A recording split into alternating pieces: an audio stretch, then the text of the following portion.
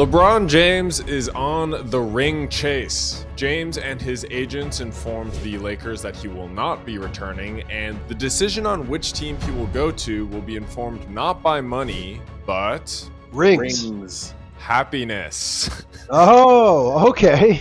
LeBron's number one priority for this season is happiness. Well, happiness equals rings, in my opinion, for him. So let's go through the history of the biggest late career ring chasers to see how each of them actually fared in their pursuits. And at the end of the video, we'll predict what will happen with LeBron James. Guys, do you know what the first sort of high profile documented case of late career ring chasing was? Was it when a bunch of those veterans teamed up on the Houston Rockets?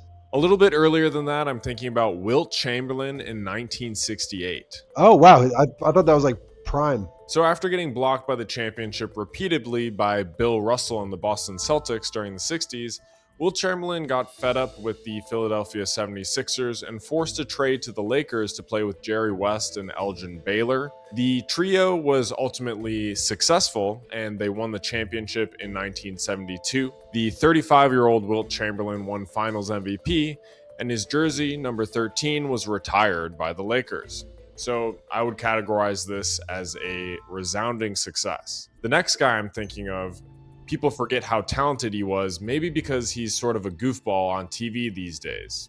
Who am I thinking of? Richard Jefferson. No. Goofball on TV these days? Shaquille O'Neal? Walt Frazier? Charles? Yes, I am thinking of Charles Barkley.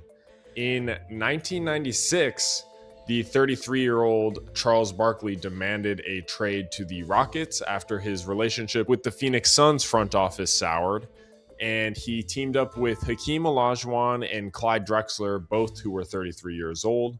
This team ultimately was cut short by the Stockton Malone Utah Jazz in their two attempts at the championship in 97 and 98. And maybe this is evidence of the old guys team up approach being less attractive. Speaking of Karl Malone, of course, after being blocked by Michael Jordan from winning a title throughout his Jazz tenure, Karl Malone in 2003 decided to join up with Kobe and Shaq on the Lakers for one last go of it. Malone was 40 years old at the time. That team was also joined by a 35-year-old Gary Payton who had similar ideas. Unfortunately for that team, they ultimately lost in the finals to that famous Detroit Pistons team in a massive upset. Gary Payton wasn't done with the chase though. Johnny, do you remember who Gary Payton went to after the Lakers? I believe it was the Heat. No, right? Boston Celtics. That's correct, Steve. So Gary Payton was traded to the Celtics, but the chase resumed when he signed for the Miami Heat, Johnny, in 2005. Never wrong, just early. That Heat team, led by Dwayne Wade and Alonzo Mourning, also had Shaq on it, and they won the 2006 NBA championship. So Gary Payton finally won his first ring at age 37, coming off of the bench. Steve, will LeBron be willing to come off the bench to ring chase? I mean, I don't think he'll need to. I think he's a starter on every team in the NBA. I don't care. You can add him to the Warriors, San Antonio, all these ready-made teams. Maybe not the Knicks. Maybe the Knicks would be like, yeah, you're going to have to come off the bench just because they're such a tight unit. But, like, I don't think he needs to come off the bench. So I'm just going to say that question isn't necessary. Yeah, I mean, LeBron James isn't the normal player at the end of his career on a one-year deal. He's the guy who actually can make a difference on a team. But actually, the most prolific late career ring chaser was on both the Gary Payton Laker and Heat teams. Johnny, who am I thinking of? The big cactus, Shaquille O'Neal. Oh, yeah. That's correct. So in 2008, before the trade deadline, the Miami Heat traded away 35-year-old Shaq to the Suns after Shaq had grown unhappy with his role on the Heat.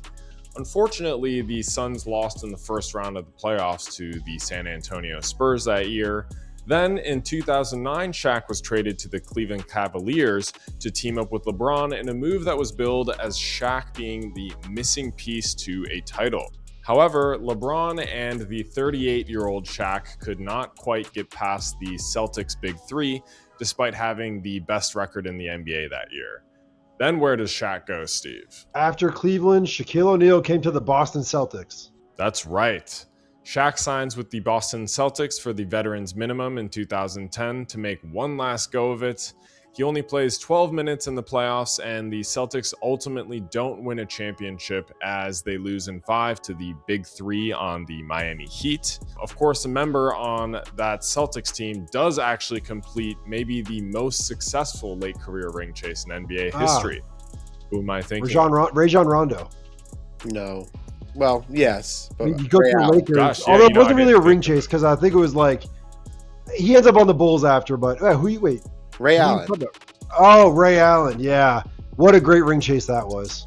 Ray Allen does join the Miami Heat in 2012, and the Heat ultimately win the 2013 championship, and the iconic moment of those finals has to go to Ray Allen's game-tying shot at the end of Game 6. So there have been many unsuccessful ring chase runs and some successful ones. One of my observations is this: it's best to team up with guys who are in the primes of their career. The Barkley, Olajuwon, Drexler team ultimately was too old, and Shaq probably caught the tail end of that Celtics Big Three run. Basically what I'm saying is that I'm not sure how successful LeBron will be if he goes to team up with Steph Curry and Draymond Green, especially if they go and trade for Anthony Davis, because all those guys, maybe other than Curry, are a little bit over the hump. And to compete with those younger teams in the West, it might be a little difficult. What do you guys think? I think it's definitely the most exciting option. I think if I'm going to watch a game and be excited about it, I'm most excited about the LeBron Warriors team. But I don't think it's his best option to win. Although they could win if everything goes their way. Don't get me wrong. I think there's one team that makes a lot of sense for LeBron if he truly wants to ring chase. It's a team that went very far this year, has probably the best young player in the league, and could use a veteran to get them over the hump. And it's the San Antonio Spurs. They would win 100%. From both sides, I think it makes perfect sense. It's like kind of a match made in heaven where LeBron's doing this for happiness.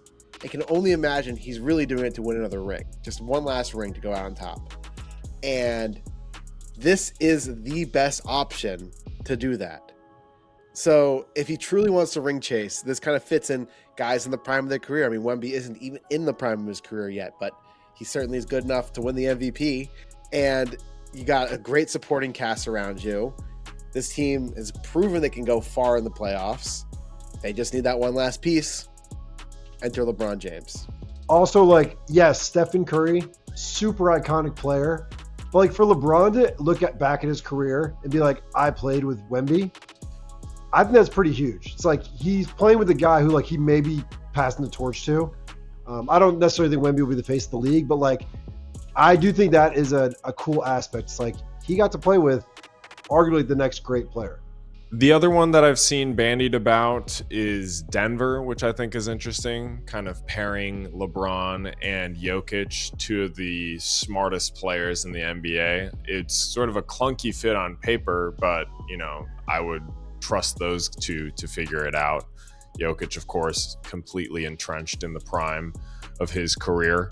Yeah, but do they have enough? You think about all these options for LeBron, where it's the Cavs, and the Cavs have Donovan Mitchell, they got Evan Mobley, they've got probably James Harden, he'll resign, and it's is that even enough to win the championship? Maybe it's enough to win the East, but now the Raptors look really good with Kawhi. The Knicks, maybe it's good enough, but LeBron James factor is only so much at this point in his career, but it is a lot, and putting him on the Nuggets, they're still not a complete team, even with LeBron James. Yeah. So it's not even if you put him on the Heat, that's another team that's been mentioned a lot is, go back to Miami.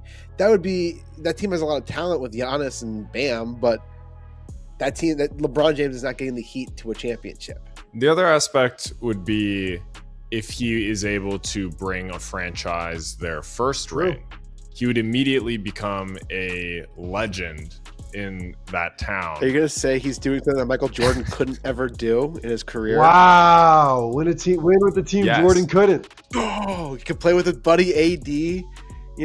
Got a young phenom in Debanza, Trae Young. I do think it is an interesting fit. I think they're a very deep team, the Wizards. They have a lot of great good role players. Like they really do. They've drafted really well over the last couple of years. They're about a 10-man rotation, which is kind of perfect for LeBron, where you don't have to carry the load as much. I'll tell you where he slots in perfectly at the 4 and immediately makes this team, this battle-tested team, a contender, would be the Minnesota Timberwolves. So you got LaMelo Ball, Anthony Edwards, LeBron James, Rudy Gobert, Jaden McDaniels. Is that... I don't know. Like it's They'd be very good. I mean, They'd be very good. It's essentially like LeBron's replacing Julius Randle, and they got LaMelo. There have been some insiders that have talked about the Timberwolves as an option here in the past few days. So it's not completely out of the realm. You know, you can probably not play golf year round in Minnesota. So unfortunately, that's probably a factor. If you want to listen to us talk more in depth about all of the LeBron options, hit this video right here on the screen and subscribe to our channel. LeBron!